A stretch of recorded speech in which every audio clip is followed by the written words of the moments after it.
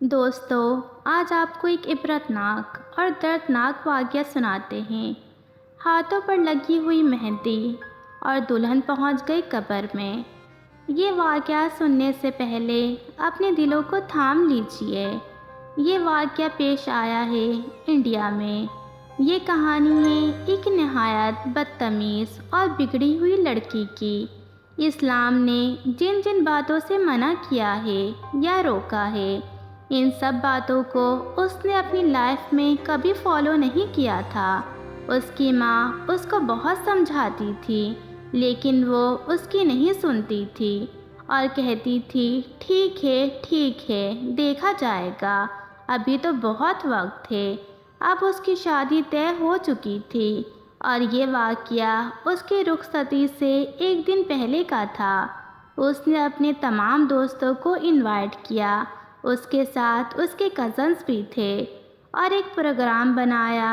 اس نے کہا کہ اب تو میں ایک رشتے میں بندھنے والی ہوں، شادی کے بعد ایسا پاسبل نہیں ہوگا کہ ہم سب اتنا فریلی مل سکے، تو آج کی رات ہم یادگار بنائیں گے، خوب انجوائے اور خوب ہلا گلا کریں گے۔ جو ممکن ہوگا وہ ہم سب اس رات کو کریں گے۔ شام کے ٹائم اس کے نازک ہاتھوں میں مہندی لگ چکی تھی۔ شادی کی اس خوشی میں محفل شکرانہ، صدقہ، خیرات کے بجائے وہ رات ان سب نے عیاشی میں، گانا بجانے میں، شور شرابے میں گزاری۔ تو صبح جب اذان کی آوازیں آنے لگی تو وہ سب رکے اور انہوں نے کہا کہ چلو اب ہم سونے کے لیے چلتے ہیں، اور پھر اب ہماری ملاقات شام میں ہوگی۔ کوئی نہیں جانتا تھا کہ کب اس کی ملاقات کہاں پر ہونی ہے۔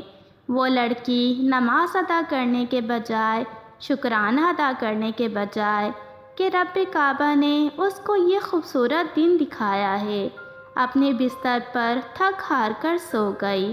دن کے 12 بج چکے تھے۔ تمام رشتہ دار گھر میں آنا شروع ہو چکے تھے۔ اس کی ماں نے اپنی چھوٹی بیٹی سے کہا کہ اس کو اٹھا دو۔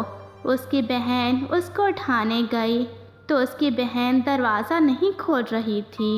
دوسری چابی سے جب کمرے کا دروازہ کھولا گیا، سامنے ایک بھیانک منظر تھا۔ وہ لڑکی منہ کے بل بستر سے الٹی نیچے زمین کی طرف لٹک رہی تھی۔ گھر والے اس کو اٹھانے کے لیے بھاگتے ہوئے اس کے پاس آئے، تو جب اس کو ہلانے لگے تو سب کی چیخیں نکل گئی، کیونکہ یہ لڑکی ہمیشہ کے لیے سو چکی تھی۔ یہاں ابھی شبیانے بج رہے تھے، جہاں پر ہر کوئی خوشی سے چہک مہک رہا تھا، وہاں پر اب آنسو بہہ رہے تھے۔ شام کو اس کی شادی کی ڈولی اٹھنی تھی، مگر اس بد نصیب دلہن کو جنازے کی ڈولی میں سوار کر دیا گیا۔ سارے باراتی اور اس کے دوست اس کے شوہر کے گھر لے جانے کے بجائے قبرستان میں ایک اندھیری کوٹھری میں چھوڑنے جا رہے تھے۔ اب وہ دلہن شادی کے جوڑے میں نہیں بلکہ کفن میں لپٹی ہوئی تھی، اور دیکھتے ہی دیکھتے اس لڑکی کو قبر میں اتار دیا گیا۔